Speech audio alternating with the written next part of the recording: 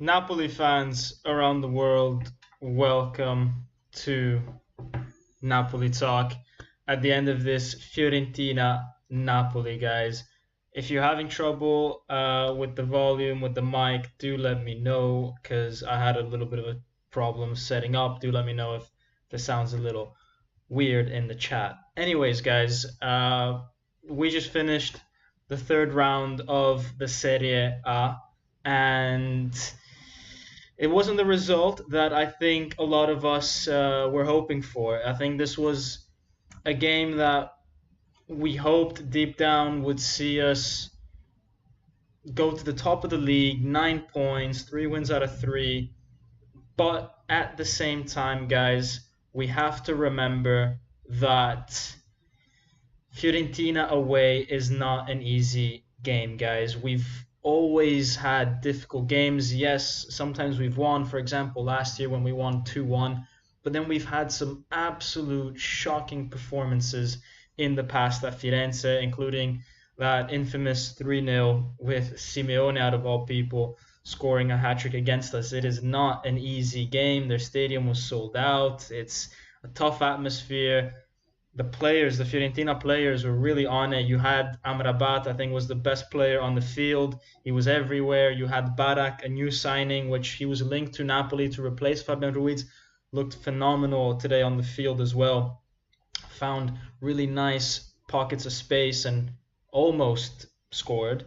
And then you had other players.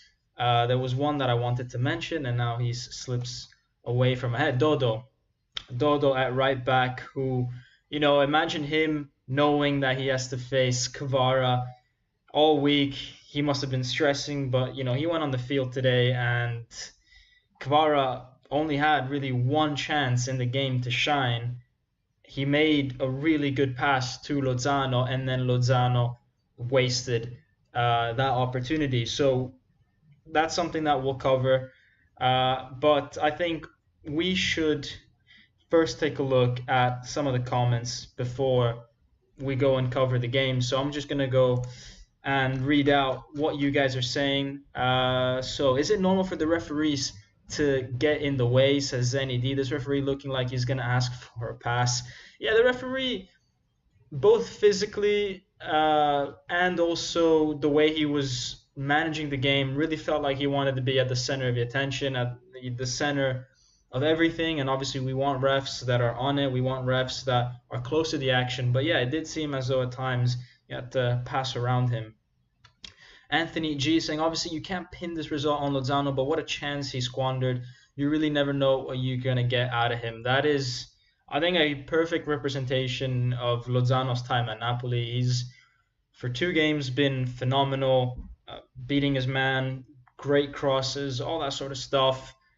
And then we see also this side of Lozano, which is, you don't really understand how a player at a certain level could sometimes make certain mistakes, maybe not control the ball as well. And yeah, he's kind of a hit and miss type of player, that's for sure. Sufus Koba saying team looks so poor, only one with ideas was Raspadori. Yeah, Raspadori had a good impact. No urgency at the end, says Mike. Arsene Lupin says, well, we can't say he played a bad game. I think he's talking about Lozano. I think he did. Lostio G saying, not a good game for either. Talking about Kvara and Lozano. So, guys, hello to everyone in the chat. That's in the chat. Let me just see what other people are saying. Guys, make sure you're not, dominating the chat too much. If it's just you speaking, then I'll probably just ignore you after a while. Hazma Mir saying Italiano outcoached Spalletti. That tends to happen quite a lot. That happened with Fiorentina as well last year in the Coppa Italia. They also beat us, I think, in the second fixture, in like the return fixture, and also, yeah, they definitely beat us 3-1. And also he beat us several times with Spezia. So again, Italiano is a pain for Napoli, and I think that's really interesting how that coach is always managing to play this way against us. Arsene Lupin saying Napoli talk. 2 minutes to calm down because I asked for 2 minutes because I was a little late to the stream. George is saying Lozano should have scored, but I don't know where Kvara was open. No one was giving him a pass. Am I wrong, guys? I think we'll go over the analysis. We'll go over the analysis, and I'll tell you why Kvara today wasn't as effective as he was other times. Daniel Bowen, how did Chucky not score? Oh man, how did he not score? In the little 6-yard box, it's impossible not to at least hit the target there. That's what's most shocking, is that he didn't even hit the target. Irakli is saying, damn, Kvara should have gotten an assist, but Lozano missed. How can you miss such a chance? Yeah, I'm noticing a lot of perhaps Georgian names, guys. If you are joining us from Georgia, maybe for the first time, then put in the chat a Georgian flag, all right? You guys have been amazing on Twitter, on social media, hyping your boy Kvara. That's great, and I think he will do well. Even though today it wasn't as good of a performance as he usually has. Victor is saying Dodo played a great game today, so it was hard for Kvara. Yeah, I mean, credit to Dodo. You know, he's a player that he's been in several different big teams and never really made it, but now I think today he showed that he can be a very, very good player on his day. Let's see some more comments. Max is saying, I think 4-2-3-1 with Kvara I think 4-2-3-1 with Kvara, Politano, Osimhen, and Raspadori is best in attack. Yeah, perhaps. I just thought that the 4-2-3-1 though was so imbalanced, guys. We were hit on the counter so many times, and so I'm a bit hesitant and scared to go again in a 4-2-3-1. Lawrence Moore saying Lozano was absolutely shocking tonight. Missed an open shot, couldn't create anything, and so many more misplaced passes. Bearing in mind he's Napoli's highest paid player is mind-blowing to me. So highest paid, I think, still after Osimhen, but yeah, he needs to do better than that. Daniel Bowen saying Rui seemed to be manhandled from the stands. Yeah, I mean, it was shocking. It was shocking, guys. Some of the stuff that happened today with the players, and the ref just couldn't handle it. But let's go into the analysis of the game, guys. So if you guys are new to the channel, like I haven't done one of these since maybe the last game of the season last time, and I think there might be a few hundred of you that have joined since then. So usually, you know, we talk 10 minutes about the game. I get your comments.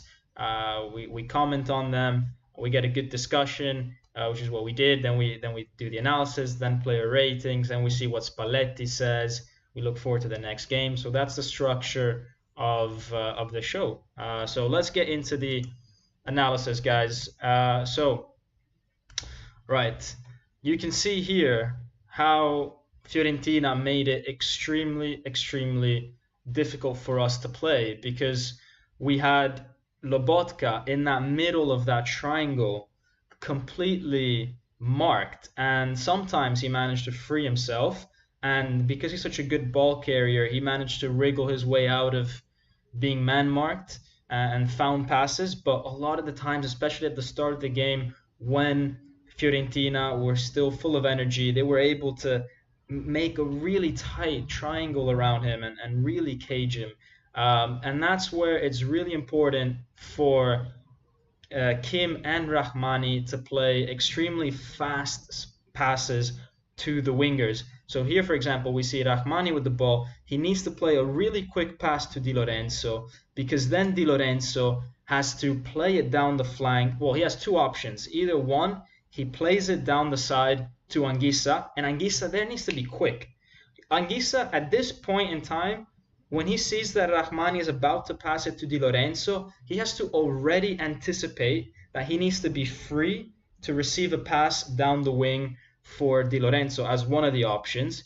The other option is that he maybe gets slightly closer to Di Lorenzo and tries to play a 1-2 around the guy that's coming to go up against Di Lorenzo. But the faster Rahmani can get the ball to Di Lorenzo, the more space between Di Lorenzo and the oncoming defender. That means more time to understand if he needs to pass it centrally to Anguissa or play it down the flank, and they can coordinate that. The problem is that sometimes I saw Rahmani be a little slow in doing this. When he could have taken it in one touch, he made it 2 touches. When he could have done it in 2 touches, he made it 3 touches. That means that then when Di Lorenzo did receive the ball, at times the other guy that's coming to get him was already so close that Di Lorenzo, didn't really know what to do, or panicked, or it was more difficult to get a pass underway. So, that's the defenders, the central defenders, putting Di Lorenzo under pressure at times there. Guys, yeah, as Daniel Bowen says, great friend of the channel, smash the like button, guys, because I put a lot of work into doing these analyses. We're like the game's been done by 5 minutes, and this is already up. I don't have like a team behind me helping me out. This is just one dude. So I'd appreciate the love if you guys smash the like button and subscribe if you haven't, but only if you're enjoying yourself. Otherwise, like, dislike and unsubscribe. But if you are, then by all means. Anyways, guys, so that's what made it really difficult for Napoli, I think, to really construct play today. And then I think this is a key aspect of the game, this when we were attacking. So I want you guys to either cast your mind back to Verona Napoli, or after this live, not now, after this live, go back and watch Verona Napoli highlights and check out the goal that Kvara scored. In that goal, Lozano crossed the ball, and in the box there was Osimhen, Kvara, and Anguissa, 3 of them. That meant that the defenders were a little bit more, it wasn't so easy for them to defend with 3 in the box, all making runs, and that's where Kvara managed to score the header. We saw many times today crosses being put into the box, and there was only Osimhen and Kvara, and Anguissa was nowhere near to the box. That made it really easy for Fiorentina to deal with every single cross, because we had absolutely no numbers in the box. We see this again in a different time of the game, a few minutes later, different situation. Lozano's crossing the ball, and again, we only have Kvara and Osimhen in the box, Anguissa not in the box. Now, why we have Anguissa and Zielinski occupying the same space, I don't know. That's on Anguissa. Anguissa should be making a run in the box. He should be providing that.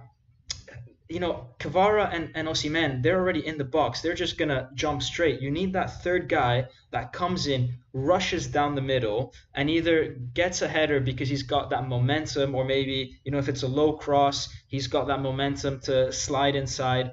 You need that. You absolutely need that. That's what got us a goal against Verona.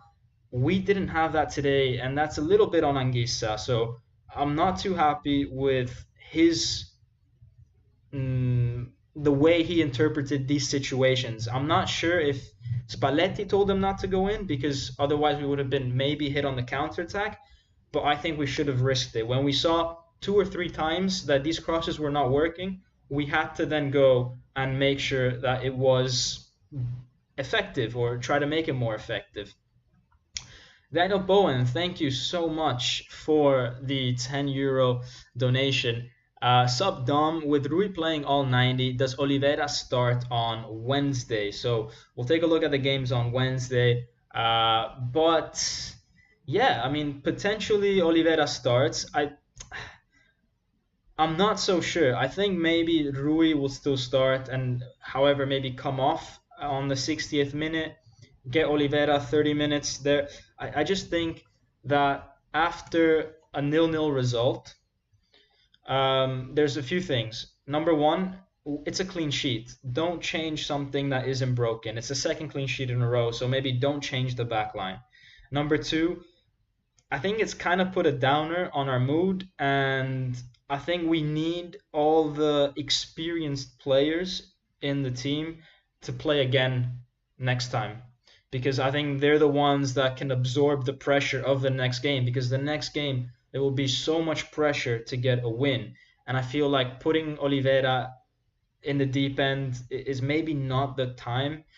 I would rather him play off the back of a win, or, off the back of maybe, I don't know, maybe after a Champions League game, for example. But I think for now, we just need to consolidate that defense, make sure we get in a streak of clean sheets, and make sure that the leaders of the team, are there to pick up any of the pressure and just let the young ones just intervene here and there and slowly, you know, because if Oliveira has a bad game next and we lose, like it's gonna be horrible for him, absolutely horrible for him personally and for Napoli.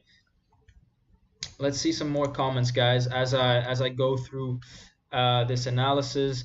Yeah, smash the like button, everybody. Let's see. Ndombele was terrible, says ZA. Yeah, Ndombele, you know, he's got to prove that what he did at Spurs, or what he didn't do at Spurs, what he didn't show, is not the real Ndombele. He's got to prove that the real Ndombele, the one that we saw at Lyon a few years ago, is still down there. The guy that can carry the ball, the guy that can shoot, the guy that can make amazing through passes. That's the Ndombele that we want. And obviously, it's going to take time. We knew that he was not a player that was going to be ready right this moment. I think if we wanted a ready player, we should have gone for someone like Barak. And I'm a little disappointed that we didn't, because I think he's a good player, and I think he showed that today. I'm a little skeptical about this whole Ndombele thing, because I cannot see Napoli next year spending 30 million on him after we barely didn't spend 15 on Anguissa, and Anguissa had an incredible season last year. So, the whole 30 million clause, or not clause, but obligation to buy or right to buy that Napoli has, yeah, I just don't see it happening, which I think is a shame. We should have just invested in a player. Seeker of Truth is saying, be thankful with a point while having Meret as your goalkeeper. Yeah, that's actually not that's not wrong. I mean, this guy is speaking facts, and that's why he's called Seeker of Truths. Blue Line saying we needed fast passes and more shots from outside the box. Yeah, exactly. Rudy Castillo saying, I think sometimes we should move Lozano to the left so we can have more diverse attack. Lozano plays different on each side. That's also a very good take. Lozano, maybe he's got that incredible flexibility where he can play on the right and left. I think if we see that on the right it's not working, I think it's criminal to keep him still on that side. However, what are you going to do? Remove Kvara from the left? Absolutely not. Garrett Reviews says Chucky should have scored, not gonna lie. That's Garrett Reviews reviewing the Napoli game. Lawrence Moore 14 saying we signed Oliveira as a defensive and more physical left back option. I thought we should have used him today as Kwame came on to play on the right. I actually think Oliveira is really good running with the ball. He loves to move forward, and I think when we have to play the Champions League games, I think that's actually when he might shine, because we're gonna probably absorb a lot of pressure from teams like Liverpool, and if we make it past the group from so-called bigger teams, and then all of a sudden you need a burst of energy, maybe someone to carry the ball to make counterattacks happen, and I think Oliveira has the speed and has the skill to do that, whereas Mairui is much more of a passer. Payman Dagger saying, I am the US and it won't let me donate. Will Osimhen score against top 8 teams? I would bench Rahmani and Lozano next game. Man, Payman, I appreciate your support. Either way, don't worry about it. Absolutely. Will Osimhen score against top 8 teams? That is a huge question. He's scored once against Atalanta, and I think, did he score once against Roma? Or just that once against Atalanta? But anyways, he's not got a very good record against the top 8 teams, and each time we play against one of them, it just seems to get worse and worse and worse. And a lot of it is down to him missing some chances, 100%. A lot of it is Napoli, when they play against the top 8 teams, we struggle at times to build the play like we normally do. And it's obviously not easy for Osimhen, being sometimes the only guy in front of in the whole basically half that Napoli play in an attack, and we'll see that in the next few slides. So let me first, however, talk about Fiorentina. And I said I really like Barak, and today he was so dangerous on so many occasions, and look how good he is at moving in between the lines. You can see here Amrabat has the ball on the right, Anguissa's got Amrabat, and it seems like Lobotka has a control of Barak. And then this is 10 seconds later. Guys, look, it's 22:01, and then at 22:12, so 11 seconds later, all of a sudden, Barak he's got miles of space in between the lines. Lobotka's completely lost him because he's gone to another man, as he should, and Anguissa hasn't understood the danger of having Barak in that position because he's so good both on the ball at picking passes but also at scoring, and he scored against us maybe once or twice with Verona. So extremely dangerous player, and we'll see him have a really good chance later on as well. This is one of the shots that Meret wasn't able to hold on properly, and it's a little bit embarrassing for him. I know that the bounce happened, but come on, guys, we need a bit, we need a more reliable pair of hands. This cannot happen. We are so lucky that Kim was there, so lucky. And yeah, then we had this situation in the first half where a cross comes in, and I think that there was a handball, but it wasn't even reviewed by VAR. I mean, this screenshot I think is very clear that there's a handball and nothing. We got nothing. So okay, the ref was clearly not having a good day, but neither was VAR. And this is where we get to Osimhen, and maybe the problem with Osimhen not scoring against the top 8 teams is not necessarily down to him missing a bunch of chances. It's the fact that Napoli sometimes just leave him alone way too much. Look at this, guys. Because Fiorentina was pressing Lobotka so much, Meret couldn't find the pass, so he lobs it to Osimhen. Great. However, Osimhen, when he receives the ball, he has absolutely no support. Kvara is behind him. Lozano is kind of behind him, but okay, that's one possible option. If Osimhen is able to bring the ball down, then he could potentially pick out Lozano. All right, but it's tough. I mean, the Fiorentina player is literally on him, and he's got 2 in front that are just there to pick up any pieces. If he takes 1 extra second on the ball, one of those 2 is gonna go in, and he's gonna be crunched from both sides. And then you've got Zielinski and Anguissa that are not there for support. They're way too far for Osimhen to pass to them. The pass, if he were to pass it to Anguissa there, that would be such a risky pass, because if he screws it up, it goes to the player in between, which is Amrabat, and you can see him on the left of the picture. So the left, the camera's flipped, but on that side on your screen. If he passes it in between Zielinski and Anguissa, that's a counterattack right there. So he's got to be very precise, and it's not easy when you've got a guy behind you and 2 coming your way. So Anguissa and Zielinski and Lozano and Kvara need to make it easier for Osimhen. They can't just leave him there all by himself. And he can maybe get away from the defender once. He can get away from him twice, but he's not Superman, and he's not got a million tricks up his sleeve. The 3rd, 4th, 5th times, the defender is going to figure out how to deal with Osimhen. So he needs support right then and there. All right, this isn't like FIFA where you just do a trick and you get rid of. Like, defenders will understand what kind of distance to give you, what kind of force to put on you, where you intend to go, and you can get away with it once or twice, but when it's 3 against 1, like, that's the max you can probably do. So that's the problem with Osimhen against these big teams, guys. And yeah, smash the like button, guys, if you're liking the analysis, if you are enjoying yourself. Let me read some of the comments. Wotor Wagonar saying Osimhen hat-trick against Lazio incoming. It'd be nice to see Osimhen get a hat-trick for us. Waziu Olawale is saying, I felt guys were too distant from one another. That made passing difficult. Yeah, perfect. And, I think the photo that's on the screen absolutely proves Wasiu's point. Lobotka was no Iniesta today. A better game from him would have helped us a lot. He was so marked by 2 or 3 players, as we saw before. It was difficult.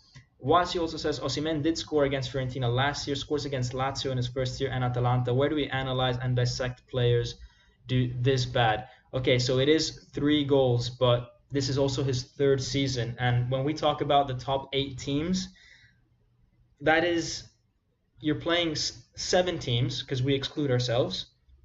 You play them twice a year. That's 14 games. You do it 2 years. That's 28 games.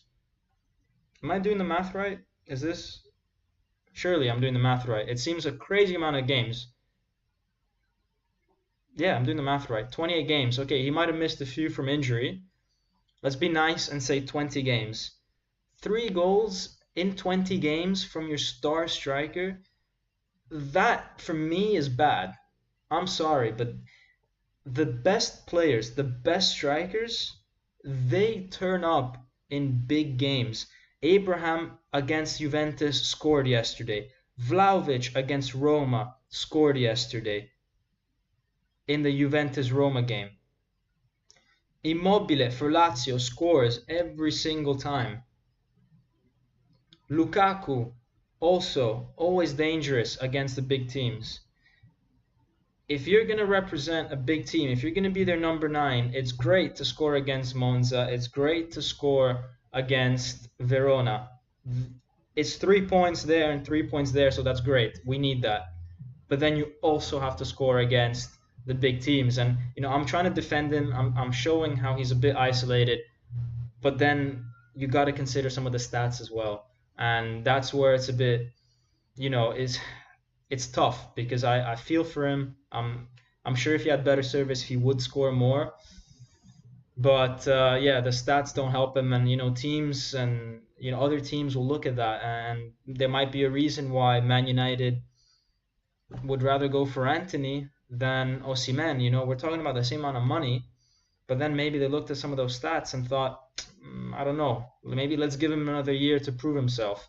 And I think Osimhen is still the type of striker that still really needs to prove himself. And this year, him playing the Champions League, big teams, big games, it's his opportunity. But he's got to take it. He's got to really try hard, and the team really needs to help him as well.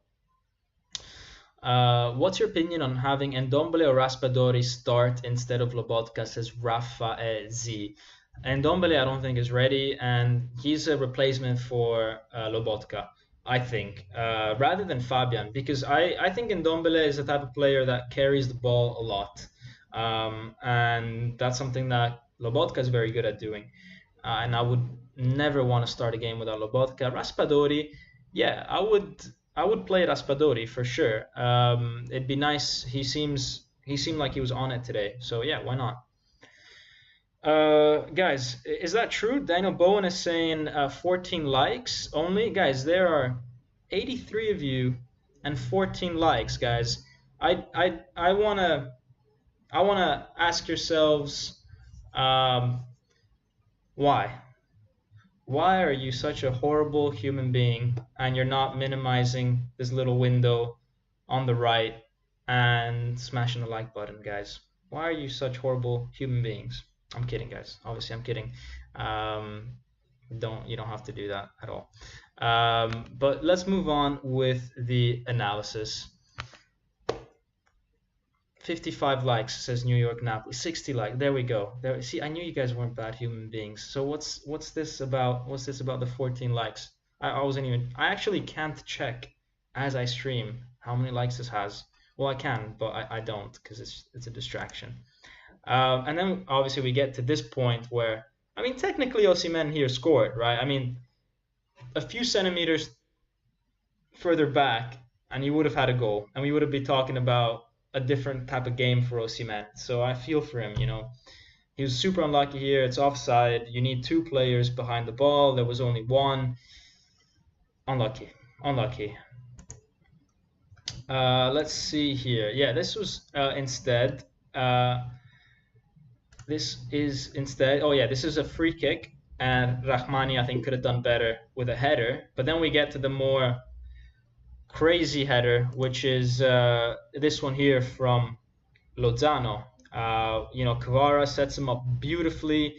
Uh, Kvara is so good, and this reminded me of an Insigne Callejon moment because he goes and seems like he's going down the flank, then cuts back, and so necessarily the defenders also have to step forward and turn their bodies, and this allows them to be caught off guard by someone making a run, and that's a classic Insigne Callejon moment right there.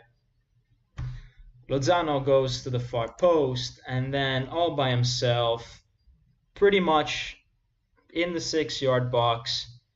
I mean, in this angle, it doesn't look so easy, but there's a different replay where it's really like the ball is perfectly on his head.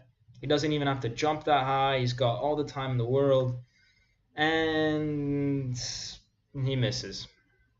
And that's a big mistake, huge mistake. And then in the 60th minute, it's very predictable. We go to a 4-2-3-1. We try this out. We put Elmas on the left, Raspadori in the center, Lozano on the right. And Elmas had one of the worst performances ever that he's had with Napoli. He's always either like mediocre or really good. I've never seen Elmas have a really bad game, except today. Today he had a really bad game. He was out sprinted when he didn't have the ball. When other players had the ball, he was getting out sprinted, out muscled, didn't do anything useful pretty much. And I just start to get a little worried because it's his third, maybe fourth season with us now. He's not a young kid anymore. He should be one of those people that steps up. He should be not necessarily the leader of this group because we've got players like Di Lorenzo and Marurui, but he needs to be, out of the top 5. He's got to be there. He's got to be at least 5th in terms of leaders of this team. For how long he's been here, for I think the potential that he has, the fact that he's a star in his own country, a bit like Kvara is in Georgia, Elmas is in North Macedonia.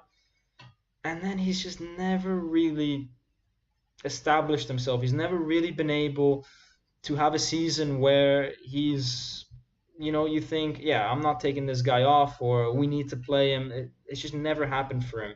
And I feel for him because he's got potential. He really does. But you can't come on as a substitute and lose every single duel. Get out sprinted. Unacceptable. Unacceptable, guys. Sufus Koba saying Elmas was in fear of losing the number 7. Yeah, that's a heavy shirt number. Number 7 is extremely important shirt in football. We'll say Napoli's bench is just crazy. The amount of talent, says Maximus1318. Chucky missing that layup was ridiculous. He was just terrible that close to the goal. Vizavis is saying 1.5 xG against 0.3 or so shows that this was a good away game overall. If Lozano's finishing was at the level we expect of him, we'd be talking about 9 points in our first 3 games. Yeah, exactly. But I do think, by the way, guys, I do think that a draw is the good or the fair result. Whether it's, we could have definitely done more because we could have scored with Lozano. But Fiorentina had so many chances, and I think they had a good game. They really were able to isolate Osimhen. They were able to not make Kvara have a field day, and that's credit to Fiorentina and to Italiano. And guys, as I was saying, that 4-2-3-1, I'm not convinced. I'm really not convinced by that 4-2-3-1 because it seemed like we were giving up so many counters. And I'm not sure if it was the formation or we, regardless of the formation, went a bit all-out attack, and that maybe would have happened with a 4-3-3 as well. But these situations happen way too much. Way too much. And it required either Meret pulling a save, which usually were right on him, or them missing, or a last-minute tackle by Anguissa, which is, we don't want to see that. And yeah, this was the occasion where Barak almost scored from that counter-attack. I mean, Meret was beaten here. This could have easily been a loss for Napoli. And yeah, again, going back to the whole Elmas thing, I mean, you can see here, Mario Rui, literally coming from left back, going to press every single player that he could find in that Fiorentina team. It didn't matter where. The guy was everywhere on the pitch, pressing, and he'd been playing for 75 minutes. And Elmas, who'd just been on the field for 10, was just having a jog, not helping him in the pressing. It was depressing. It was depressing. Elma's lack of pressing. Bars at 11:30. Yeah, guys. No, I didn't like Elmas. You know, Mario Rui had to do his job pretty much, and I didn't like that. Raspadori, instead, I think he came on, had half chance, keeper saved it, then had this chance, and guys, the ball was. This was a goal. I thought this was a goal. Brilliant save by Gollini, and yeah, I was thinking like, imagine you're listening to this game on the radio, right? Like for whatever reason you can't actually see what's going on, and you hear something like Politano to Raspadori, Raspadori shoots, Gollini, and then you think you just scored, and then it's actually he's saying the name of the keeper. Why would you have goal in your name if you're a keeper? It's the most anticlimactic thing ever. I think he needs to change his name. I think he must have given so many people that listen to football on the radio, because they still do, like if they're in the car or something, must have given so many people heart attacks thinking that it was a goal and then it's actually a save, because it's from he's like a goalkeeper, so he's like the last step before a goal. So you think you're gonna score, and then no. If he was a midfielder, it wouldn't really have that same effect. Anyways, I'm rambling here, but yeah, bit funny. Anyways, the last screenshot, I guess, that I have for you guys is this Anguissa recovery, and this is what saved this game, because we talked about in the first half how maybe he wasn't supporting Osimhen enough, getting into the box, providing an option for him. But you also have to realize that Anguissa got a yellow card on the 2nd minute of the game, and for 90 minutes he was on thin ice. And yet he put his body on the line every single time, made sure that he was present, made sure that Fiorentina didn't get too much of an advantage in that midfield. And that's difficult when you're on a yellow card that close from being sent off. And this proved also his mentality, because he was on a yellow, he goes back on the 90th minute and stops a counter-attack, risks everything for it, and that's what saved his performance. And that's almost worth a goal, that right there. So these are my player ratings, and before I talk about them, let me see what the chat is saying. Agree with you that 4-3-3 is so much better than the 4-2-3-1, says Visavius. Yeah, I feel like, look, Spalletti, let me, you guys are gonna get distracted by the player rating, so let me put this camera on. Guys, Spalletti started preseason saying he wanted a 4-3-3. Okay, they worked a month and a half on 4-3-3.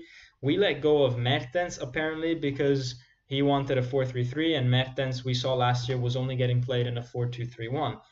I think that's complete crap, that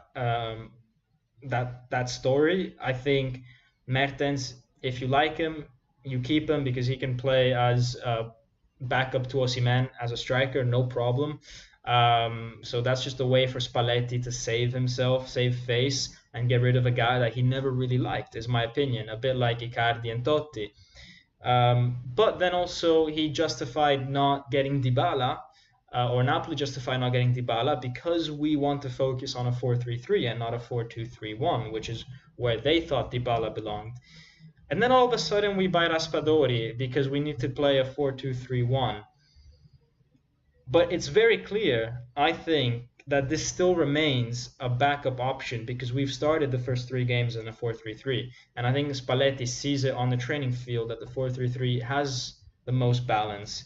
and the 4-2-3-1 is really just the last resort to shake things up. So that's my take on it, but I don't know what you guys think. Let me know. Let me know in the chat, guys. Um, Mike, thank you so much for the $10 donation. Thanks for supporting the channel, man. I'm making aiolo, peperoncino, and limone to comfort myself. Appreciate the tactical analysis. I admire your ability to break down play. Ugly game today, but glad for a point away, though. Oh, man, aiolo peperoncino is so nice. It's so easy to make. All you need is literally those three ingredients, a bit of oil, a bit of chilies, and pepper. But I had a really bad experience with pepper 2 days ago at a restaurant. I was like, my tongue was burning for like, I don't know, 30 minutes. I don't know what happened there. I had the first two chilies, everything was fine. Third chili, there was literal fire in my mouth. I wanted to cry. And if someone proposed to, I don't know, cut my tongue off, I probably would accept. I would have accepted it because that's how bad it was. So man, I don't want to hear anything about spicy food for like the next 6 weeks, man. I need a detox from that. Again, I am going way off topic, telling you guys about something which has nothing to do with Napoli. Anyways, Payman Dagar saying Barak Chance was offside. True. Matt Marcos and Golini to be banned from the sport. I 100% agree with that. Can you talk about Navas, says Dav. Yes, I can talk about Navas. I think it will still happen because I think that Fabian is going to go to PSG, and I think part of the deal is that Navas comes to Napoli. I can't see those two clubs closing one and not the other. So yeah, and it seems like Fabian is on his way, and I think tomorrow he might have visits. So Navas maybe end of the week. The problem is where do you put Meret? Who wants Meret now? You gotta put the guy somewhere. That's the biggest challenge, I think. I think I'll give it a 60% chance that Navas is coming. Dom, I agree with you, but then why spend 35 million on Raspadori rather than a top winger? Remember, Elma's better in Zielinski's position too. Yeah, I think it's one of those things where if we had spent it on a top winger, we would have been stuck with a 4-3-3. And even though it's the better formation for us, even though it provides more equilibrium, we all know that sometimes you really do need a plan B. And what might on paper not seem like the best formation or maybe the most balanced might pay off, because if you can save yourself from those 2 or 3 counterattacks that you succeed, but maybe it gives you that little bit more firepower, then maybe it might pay off in some games. I think it's very risky. It's very risky, and I think that Spalletti will very rarely start the game like that. But as I said, it's nice to have that backup. And yeah, the excuses that they gave during the summer about why they didn't sign Dybala or renew Mertens, it was just a random excuse. It was the easiest excuse they could find, and yeah, obviously that the intention I think was always there to play a 4-2-3-1 as a backup. Raspa would start over Zielinski, I guess. Yes, Zielinski, however, started really well this season, so it's going to be, I think, 50-50 with them. And yeah, it's good. It's good to have competition. Zielinski needs it. Raspa needs it to grow as well. So for sure.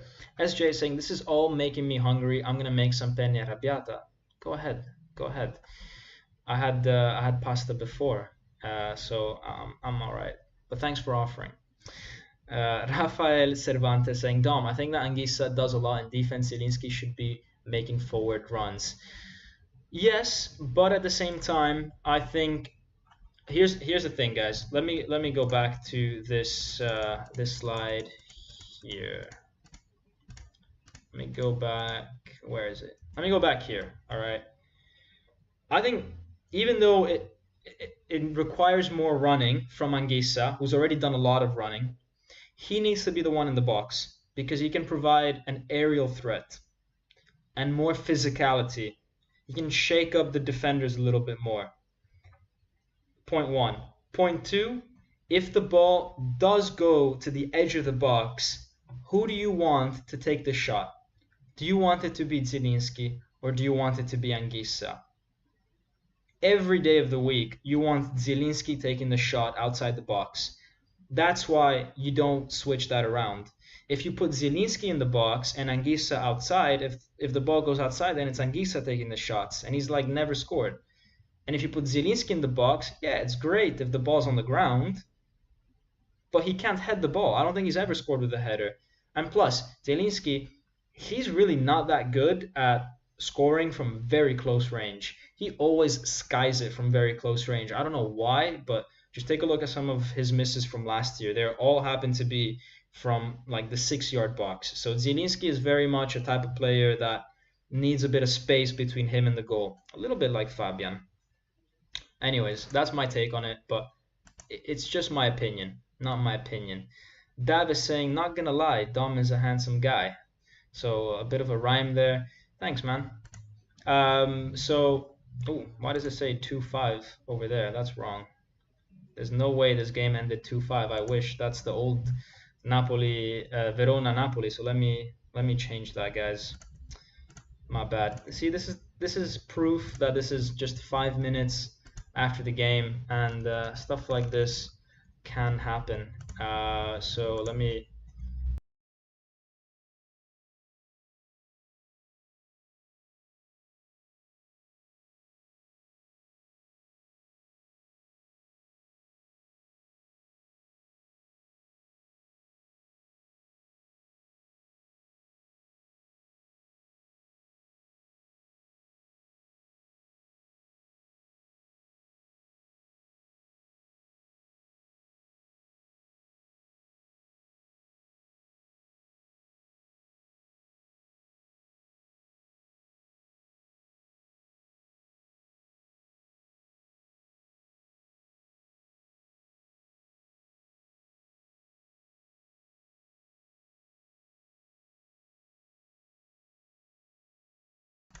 My bad. My bad. I muted myself. Sorry. I muted myself. This is the problem when you're live. So yeah, just ignore the 2-5 and it's 0-0. Okay, cool. You know what? I'll do something else. I'll make it super clear for you guys that you should ignore the 2-5, and there we go. Strike that out like so. Cool. That is way too thin. That was useless. That was really useless, guys. Make sure you smash the dislike button for how bad the last 1 minute was. Hey, I'm sure you've had worse 1 minutes in your life. Anyways, moving on. Yeah, these are the player ratings. Osimhen 6, because he didn't screw up anything too bad, but he didn't really do that much either. Kvara, same. I mean, he's just quiet. We have such high expectations, and yeah, it's a little disappointing. It's a little disappointing that he couldn't offer more. Yes, he could have had an assist, but needs to do more than just one thing a game. But maybe I'm being hard. Maybe I'm being hard on Kvara, because I think, you think that he's going to do so many different things. Lozano 5 for missing that chance, below average. Remember, guys, for any new people, my average is a 6. All right, so it's not a 5. I don't know why. It's just numbers are so relative; they mean nothing. My numbers, you guys can have your own numbers. Zielinski 6, average, nothing too bad, nothing too good. I liked Lobotka. I liked him. Nothing crazy. Wasn't his best game, but at the same time, I think he did all right. He, controlled a really hard ball that came in the first half from like outer space. That was amazing. He wriggled out of pressure a few times. That was also pretty cool. yeah, not amazing all the time, but a few good things. Anguissa gave him a 6.5 for that last minute tackle that he did, was brilliant. I liked our defense because we didn't concede, and I want to reward the fact that it's the second clean sheet. The guy I didn't like the most out of there, I think he had an average game, was Rahmani, a few bad passes. As I said before, could have done quicker passes towards Di Lorenzo or Anguissa that would have made it a little bit simpler. And then Meret, I'll give him a 6 because, I mean, clean sheet. But at the same time, man, he almost cost us a game. So without that little mistake, it would have probably been a 6.5 as well for him. All the saves that he did were pretty much on him. As for the subs, I'm not going to give Simeone and Ndombele a rating just because they came on quite late and it's their debut pretty much. So I'll be nice there. Elmas 5 because he was just nowhere today. And Raspadori and Matteo Politano 6.5 because I thought they entered the game, they did better than Lozano and Zielinski, the guys that they came to sub on. They provided a bit of pizzazz and they almost created a chance for us to score. So that's really the best you can sort of hope for someone making his debut, especially Raspadori. Politano, yeah, at least he was lively. Another $2 donation from Mike. Thank you, Mike, for supporting the channel. What is Lecce's reputation as a club, ultras, etc.? So Lecce, club from Puglia, very I guess it's the biggest rival of Bari, which is the other club in Puglia, and obviously the De Laurentiis family owns that club. So it's not going to be, I think, a friendly game because there's going to be that rivalry of Bari and Lecce, and then obviously we have a friendship, you can say, with Bari.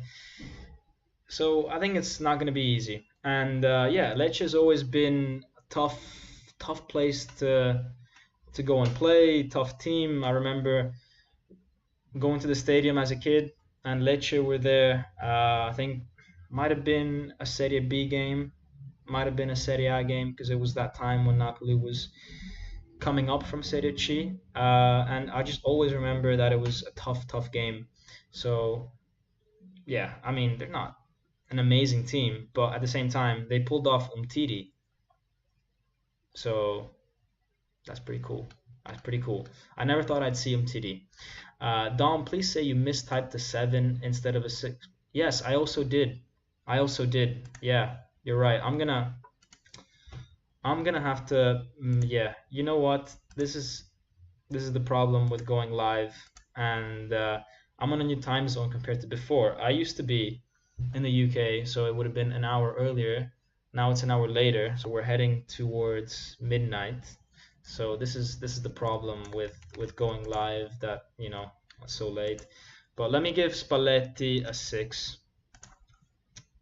Thanks guys for pointing that out.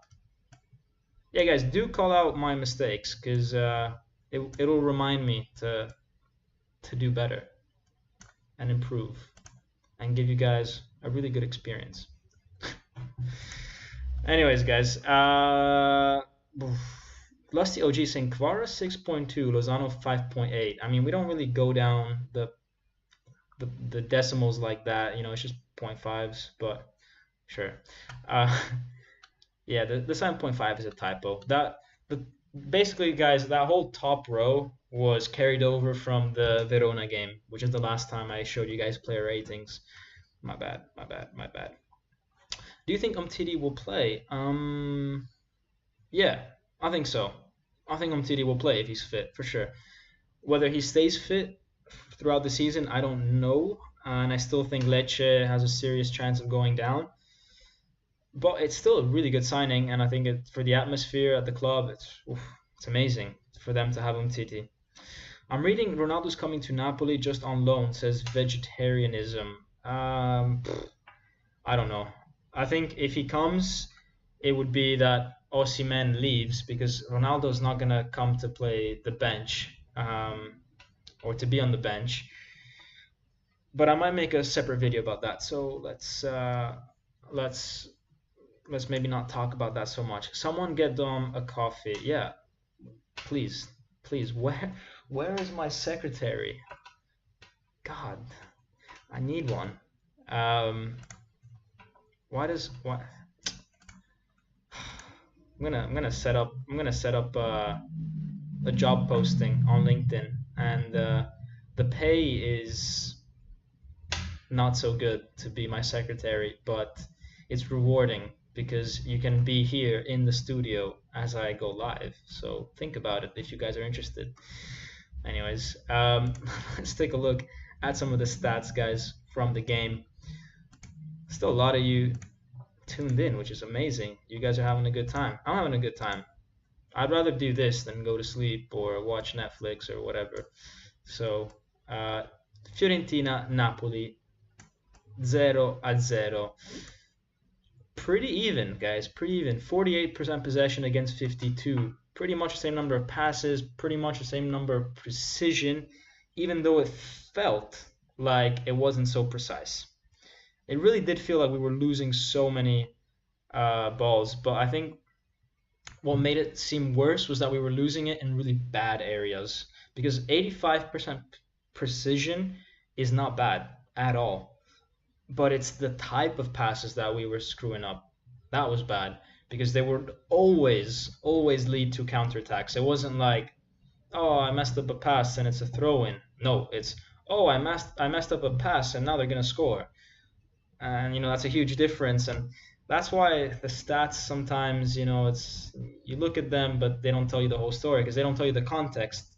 Yeah, I still find it incredible that we had more yellow cards than Fiorentina. The ref was useless. And also, why is my Google in Spanish? I mean, I know why. I moved to Spain, but why? Why? Like, there must be 3 people that speak Spanish out of the ones that are following me right now. Actually, no, because we've got Lozano. So, yeah, maybe there's more. And also now we have Simeone. So maybe we got a few people from Central and South America. So you guys will know exactly what passes means, which is good. I like that. International. Anyways, this is the table, and it's quite interesting, guys. It's quite an interesting table because we've got 6 teams tied on 7 points, and then we got Inter and Juve right behind, Fiorentina as well. And the biggest surprise here is Torino. Torino have been doing really well. I thought they would struggle. They had a bit of a moment during the summer between the sporting director and Juric, the coach. I thought they would struggle, but look at that. 7 points, and it's going to be tight, guys. I think all these teams are going to battle it out for Champions League football, except Torino in these top 9. But look at that. Salernitana 10th.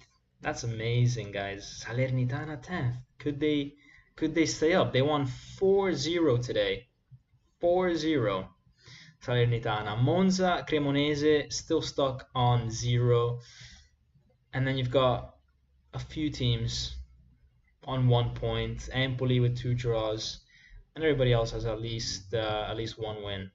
So, yeah, that's that. These are our games. We play Lecce, who we saw before. Lecce have 1 point. We play Lecce. Then we play Lazio in 1 week. So we've got midweek game against Lazio, and then the Champions League starts. And then it starts to get interesting. And guys, if you take a look at that schedule from now on, it's every 3 days. Absolutely every 3 days we play up until November, apart from maybe like once or twice until the World Cup starts. So it's going to be rapid fire. It's going to be fun. It's going to be quick. There's going to be time for everybody. Everybody's going to have a chance to play. We got to rely on everybody. We got to rely on Raspadori. We got to rely on Simeone Ndombele, Zerbin, Gaetano, perhaps Ambrosino, Elmas. Everybody needs to step up. If we're going to get through this, everybody needs to step up. We need to know that we can go to Spezia or we can host Spezia and play Elmas, and he's gonna play well. We could maybe even play Gaetano, and he might play well. We need to have that sort of depth because we've got on the 7th Liverpool and on the 13th Rangers. We need to win those games. We got to rest our starters against Spezia, and also because right after Rangers we have Milan away. So it's crucial that by the time we get to Spezia, we know that we can rely on the second team, and yeah, that's crucial, I think, for me. Let's see here, guys. I don't want Cristiano Ronaldo, says Maximus. Let's see. Max Berquist is saying, if you like XG, Fiorentina 0.38 and Napoli 1.67. Yeah, I do like XG because it's more representative of what it should be. I still also think that sometimes, so XG tells you the probability that a chance you had would have resulted in a goal, and then it's the addition of those probabilities. So it's basically saying that we should have had 1.6 goals and Fiorentina 0.4. Okay, yes, that would tend to indicate that we should have won the game, but actually, I think that the way that Fiorentina played, I thought they played better in midfield than us. And they pressed better and they had a better game plan than us. We didn't really have a game plan. If we have that 1.67 XG, is because we had that one chance with Lozano and a few others. But in terms of like who won the battle of the coaches, I would say Italiano did. And yeah, just if I'm being honest, guys, this is not a game that we should think that we missed out on a win here. This is a game where, wow, okay, we drew against Fiorentina. It's a tough game. Like, let's take it. I think that's what the mindset should be. It's a marathon, not a sprint, and we're still perfectly fine for now. We're just like everybody else on 7 points. Apologies on behalf of Mexico for Lozano's missed chances, says Rafael. Apology accepted, Rafael, because you don't have to apologize for Lozano. But man, that guy, I thought I criticized him so much last year. I thought finally I can say some nice stuff about him this year because he started so well. I just really, really, really, really, really hope that today was a little blip, and that he's back to playing really well. Liverpool only 9-0 the team this weekend. Yeah, I mean, Liverpool has those moments as well. But so do we, guys. We can score 6 against people as well. We scored 5 against Verona. So 9 is a different level. 9 is, wow, yeah. I don't think Napoli's ever won a game with 9 goals, ever. Mattias Bifani saying, thank you again for your time and post-match analysis. Looking forward to be with you all season. Forza Napoli sempre. Thank you, Mattias. Thanks for coming back from the dead, Napoli Talk. Yeah. Should I talk about this? Nah, I don't want any drama. If you guys follow me on Twitter, then you know what Vizavis is talking about, or on his Discord, which, by the way, the link is in the description. It's always been there. It's always in the description. There's a bunch of links on the description. My Instagram, my Twitter. Donation, not to me, but to Fondazione Ciro Cannavaro, Ciro Ferrara, Fabio Cannavaro. Ciro Cannavaro. So yeah, I mean, yeah, I'm not gonna go there. There was a bit of a drama on Twitter, guys. But yeah, I'm not gonna give it the time of day. Rico25 says, do you think Ambrosino will stay this year? I think this year we should, especially with this packed schedule. Yeah, I love Ambrosino. Ambrosino is he's local. He's got such an eye for goal. He's quick, left foot, right foot. He's really got the minerals. Now you just gotta work on the few things, such as maybe playing better with the people around him, making sure that he's making the right runs, all this sort of things. But in terms of the raw talent, he's there. He's there.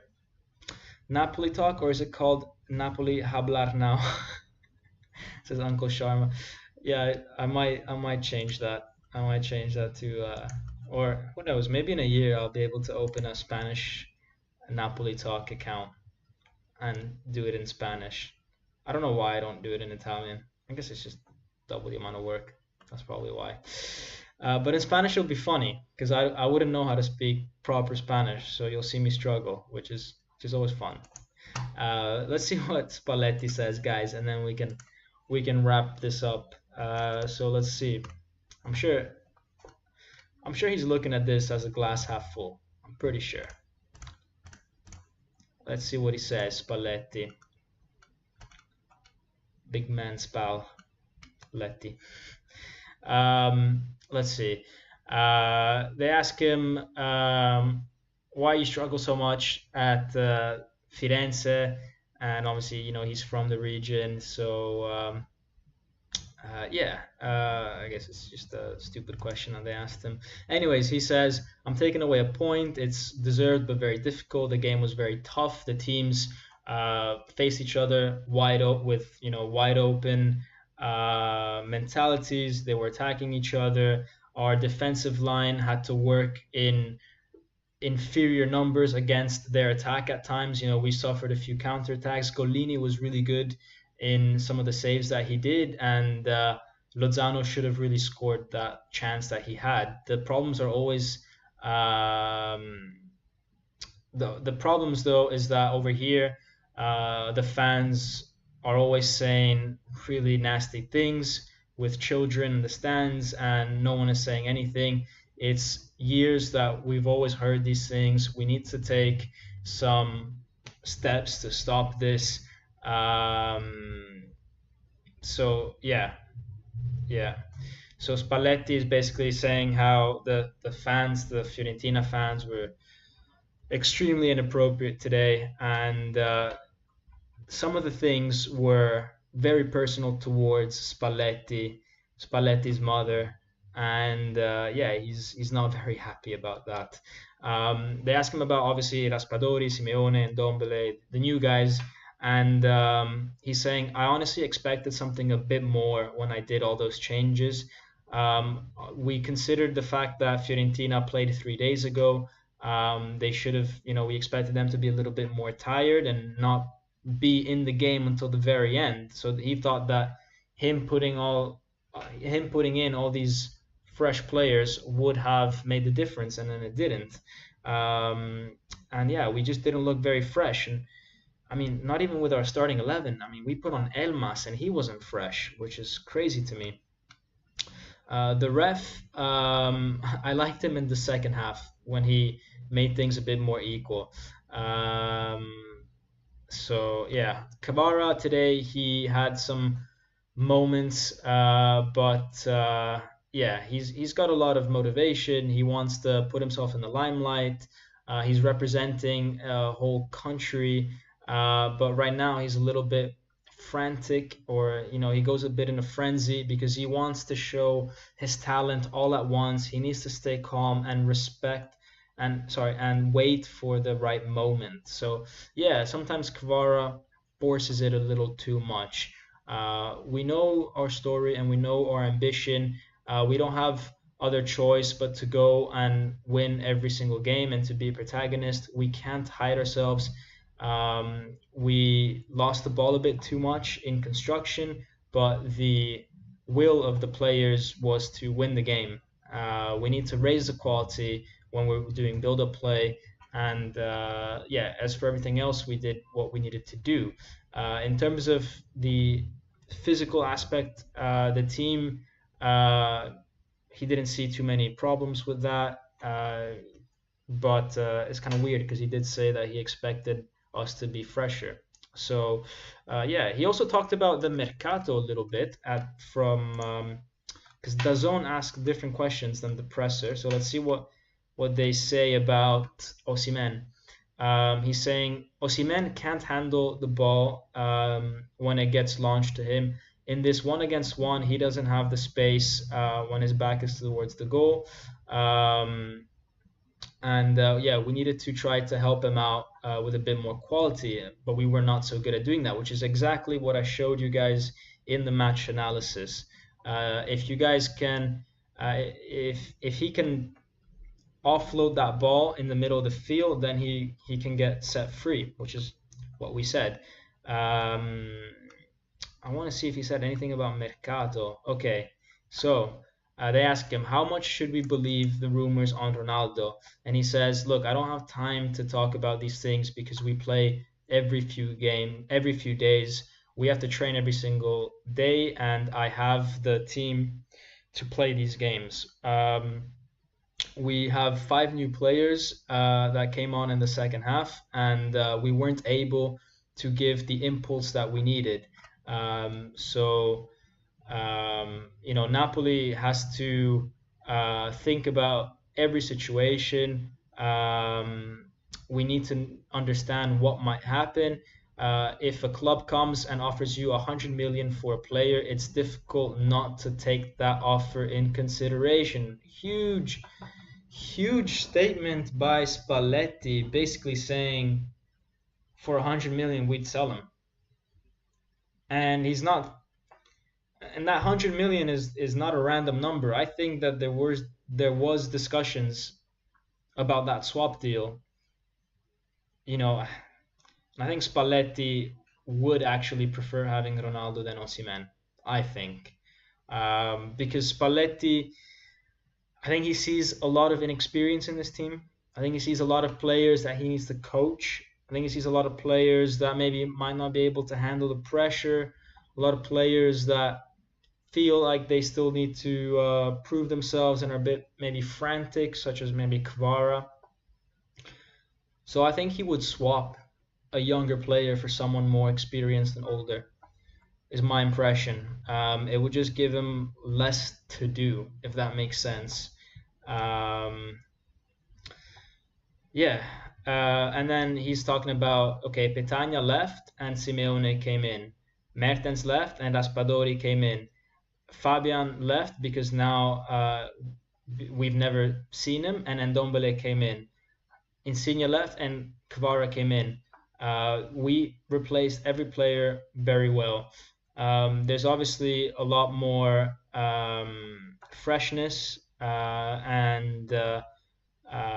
we need to find the character, personality, and the experience.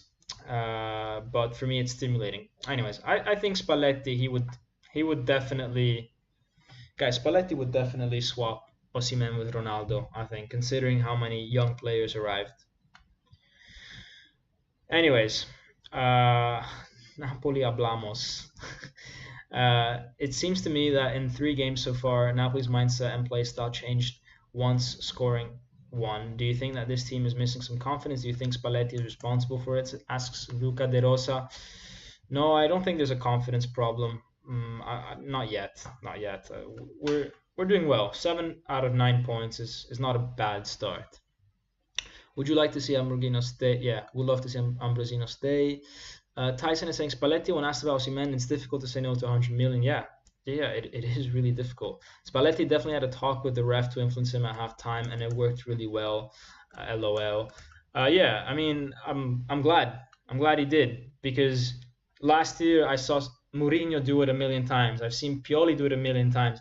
I swear, every time we conceded a goal against Milan or Roma, it was always after Mourinho or Pioli looked like animals on the touchline, influencing the ref, influencing the state of mind of their players, of our players. I remember we conceded that goal against Roma, the El Shaarawy goal, and Mourinho, the minute before, was going crazy on the bench, and our players were just like, "What's going on here?" And then they score, So we need our coach as well to be involved in the game. He can't just make subs. He's got to be involved. He's got to be influencing our players, their players, the refs, the fans.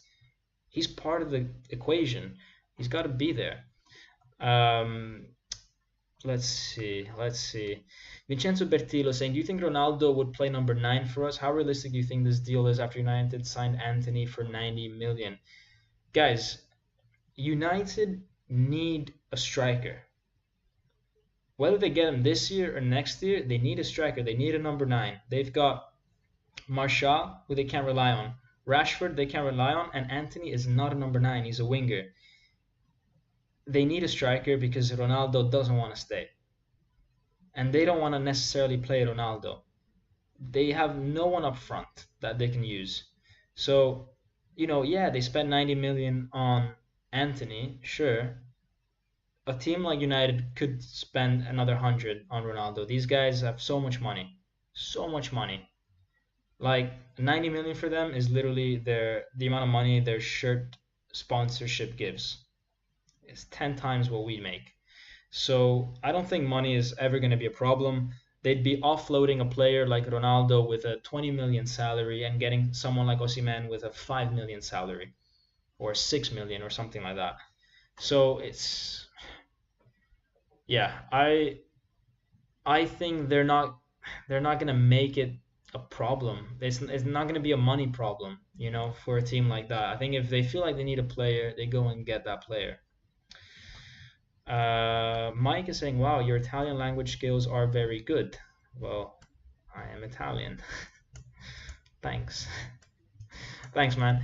No, thanks for the $2 donation, dude. I appreciate it. And yeah, I mean, my first language is Italian. So yeah, it's very difficult, though, to be live, read in Italian, and as I'm reading, speak to you guys in English and like in the moment, translate what I'm saying. Also, Spalletti, when he talks, he goes in all these weird loops and he's so philosophical and tries to be super poetic. And it's just like, dude, you're making my life really hard right now. I just need you to be, boom, precise, quick, because I need to, I can't figure out your poetry and be translating at the same time. Sorry, guys. It's a bit frustrated with Spalletti today for his poetry. Not his subs or anything. I don't think he did anything wrong on the field today.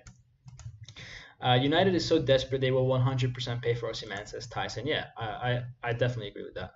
Dom versus Mark Goldbridge, which is the United YouTuber. That would be a pretty good link up. It's comprehensive that Spalletti prefers CR7 than Osimhen. As a coach, it might help him to get titles. But for the club, especially in long term, that swap doesn't seem like a good move. I don't understand that either. Guys, long term, it's still a good move. Long term, you still get 100 million. Like, you would be protecting, okay, you're letting go of something that's very, what you're going to get out of Osimhen. You don't know if Ronaldo will fit this system, but I mean, come on, Ronaldo's done it everywhere. Of course, he'll still do well for Napoli. Of course. So your short term is protected, and then you've got that 100 million cash for the long term. So there's no timeline where this is a risky move for Napoli, if that makes sense. And think about the amount of fans and the amount of engagement, the amount of new subscribers I would get with Ronaldo. I'm kidding. No, but seriously, think about the marketing aspect of Ronaldo to Napoli, the hype it would give to the atmosphere, to the club. I mean, obviously, we all love Osimhen. I love Osimhen. I'm not saying I want him to leave, but at the same time, it's Ronaldo. It's it's not a washed up old player like Giroud. We're not going for we wouldn't get Giroud. Ronaldo, guys. I mean, the guy can do it anywhere. And then I would start my Napoli Talk videos going, "Save!" That'd be cool. I can't do that now because he doesn't play for us, and we don't have anyone on the team that does that. So I don't know. I could start my videos going like this or something because Kvara plays for us. But yeah, it'd be cool. It'd be cool. It'd be cool to have Ronaldo. Come on, guys. You guys know it. I know we love our players. We love Osimhen and all that, but it's a once in a lifetime opportunity. Literally once in a lifetime. If Ronaldo comes to Napoli, who do you think would start up front? Ronaldo. 100 plus Ronaldo for Osimhen, or 150 plus Ronaldo and Maguire for Osimhen. I prefer the first deal. Oh God, please no Maguire, please. Ronaldo is good for business, says Dulce MJ. Yeah, exactly. If we sign Ronaldo, how do you think we'd line up? Change formation or just play him in the center of 4-3-3? Yeah, I would play 4-3-3. Um, yeah, I would play that and just basically have Lozano and Kvara just whipping balls in the box, which is what we should be doing for Osimhen. Anyways, but yeah, I don't know. The whole Ronaldo thing, even if he's maybe gonna score less than Osimhen, I think what he would do to the club long term is not to be underestimated. He could bring a lot of merchandise, fans, money, visibility. If I was De Laurentiis, I'd probably make it. I would probably make the deal. I would probably make the deal. But that doesn't mean I want Osimhen to go, guys. I'd still be sad. And if he stays, I'm not mad about that or I'm not upset about that. He's a guaranteed Osimhen as well. So, but yeah, I mean, Ronaldo, guys. Imagine the shirt sales, says Dav. Exactly. Exactly. I would get a shirt that says "See" on the back. That'd be fun. The more I think about it, the more I want this to work. Anyways, Tyson is saying, question though is if we can get this deal done in the last few hours of the mercato. It's gonna be tight. It's gonna be real tight. But I think with players like Ronaldo and stuff like that, if you need to do something in a day, you do it in a day. If you need 10 people working on it, you put 10 people working on it. I don't know. I don't know if the rumors are true or not, guys. I mean, we'll see. We'll see. The one thing that's weird about this is that it came from Gianluca Di Marzio, and Gianluca Di Marzio hasn't gotten anything right this summer. So that's what's making me a bit skeptical about it. So yeah. But I mean, Spalletti hasn't said no to it either. He's not been like, "What are you guys talking about?" It's weird. I might need to do a whole video on this. Luca De Rosa is saying, apparently at La Domenica Sportiva, they're saying Ossi deal is out and now discussing only Ronaldo. What do you mean only Ronaldo? What, like Ronaldo just comes and Osimhen as well? That would be absurd to have Osimhen and Ronaldo and Simeone and Raspadori as our strikers. I mean, we would have to win the Champions League at that point. I mean, where would you play Ronaldo? Like center back? Or Osimhen at center back? Where do you fit all these players? You know what? We could probably put him in goal. Why don't we put Ronaldo in goal instead of Meret, right? I mean, the guy can jump, right? I think he's got good reflexes, good with his feet,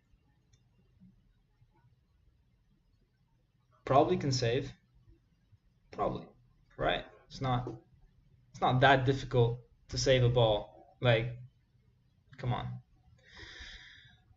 Yeah, maybe that's what this is about. Ronaldo replaces Meret in goal. Why not? So, hi Dom, Forza Napoli sempre, says Fabrizio. Ciao Fabrizio, sempre un piacere. Come stai? Tyson saying, considering our goal is top 4, swapping Ronaldo and Osimhen for 1 year might not be so bad. Yeah. Luca De Rosa saying, I agree with you, Dom. It came from Ciro Venerato. Yeah, I think it was Di Marzio or Ciro Venerato, and they haven't gotten anything right this summer. So, new formation 2-4-4 with 4 strikers and 2 defenders. 3 months goalkeeper training for Ronaldo would be still enough to be starting over Meret, says Victor. Yeah, 100%. Massive upgrade, says Scoundrel. Yeah, honestly, guys, I think we're onto something. I think we're really onto something here. Don't see any interest in building a team around the current CR7. Ronaldo saying, "See," while Kvara goes to sleep. Imagine Ronaldo in goal, and after every save, he just drops the ball and goes, "See," and then he just continues, Be hilarious. Why is this not happening? I would want Napoli to spend 100 million to make this happen. It'd be so funny. Anyways, guys, I think this live got a little crazy. Got a little crazy. We have fun though. It is late. I think a lot of you have work or school or what am I kidding? You guys are all unemployed. Probably don't work. No, you probably do. But yeah, guys, you should probably go to bed. It's midnight here. Or if you're in the States, like go have lunch or dinner, depending on where you are, what coast you're in. Because I'm gonna go. I'm gonna go, guys. It was fun. The live, the result, not so much. Yeah, new setup behind me because I just moved to Spain. It's temporary. I'm only here for a month in this apartment-ish, a month. Gotta find a long-term place to be in. Anyways, we're digressing again. But yeah, guys, hopefully you have a good week. Hopefully the mid-week game is gonna be good. And yeah, I look forward to it, guys. I think this team has a lot of potential. When the new guys start firing, it's gonna be good. I'm excited for Simeone, Raspadori, and Ndombele, all these guys. It's gonna be good. It's gonna be good. So, any last comments? Any last comments? Great live, Dom, says Rico25. Thanks, man. Thanks, man. With how much football is coming up, I wish I was unemployed. Yeah, man. I wish I could do this full time, but alas, I cannot. SJ says bank holiday tomorrow in UK, Dom. You must have forgotten. I don't live in the UK anymore. I have escaped the UK and got myself a one-way ticket out of there. So yeah, but yeah, it's true. It is a bank holiday. It is. A friend told me that today. Anyways, Vincenzo saying Dom about to hit La Rambla and go nuts. No. Me? No. Maybe. Do you like emo girls, Dom? No, I don't like emo girls. I don't know. Like the blue or pink hair, not really my type. Or yeah. Thanks for the great stream. Thoughts on Tate Andrews? Yeah, I mean the guy is so bad. The guy is so bad. I mean, he needs to. Well, it's too late now. He's canceled pretty much. Like he's banned from everything: Twitter, Instagram, Facebook, YouTube. Napoli Talk. I banned him from Napoli Talk. He never coming on again. Not that he was ever on Napoli Talk. No, but the guy is an idiot for what he says publicly and what he thinks. Yeah, I'm not even gonna go there. But yeah, Dom likes girls from Barcelona. Confirmed. I'm not gonna disagree to that. I'm not gonna disagree. But yeah. Yeah, it's not a bad place. It's not a bad place, guys. I'll just leave it at that. I'll just leave it at that. Dom about to end the stream and go pick up some senoritas. Maybe. These these comments are cracking me up. Fabrizio saying bene, grazie. Il Napoli è un grande gruppo, ci divertiremo. Exactly, guys. We'll have fun. We'll have fun in Naples. We'll have fun in Barcelona. We'll have fun everywhere. It's gonna be a good year. It's gonna be a good year, guys. I think Napoli's gonna do well. I'm gonna do well. Like, I think this team could surprise us. I have a feeling this year, guys, but we'll see. We'll see. Anyways, no, seriously, I'm gonna go to bed, guys. No going out for me. Not today, at least. Super tired. So, guys, buenas noches, buonanotte, good night, bonne nuit. I think that's all the languages I can speak. And yeah, as always, have a good one and Forza Napoli sempre. Ciao.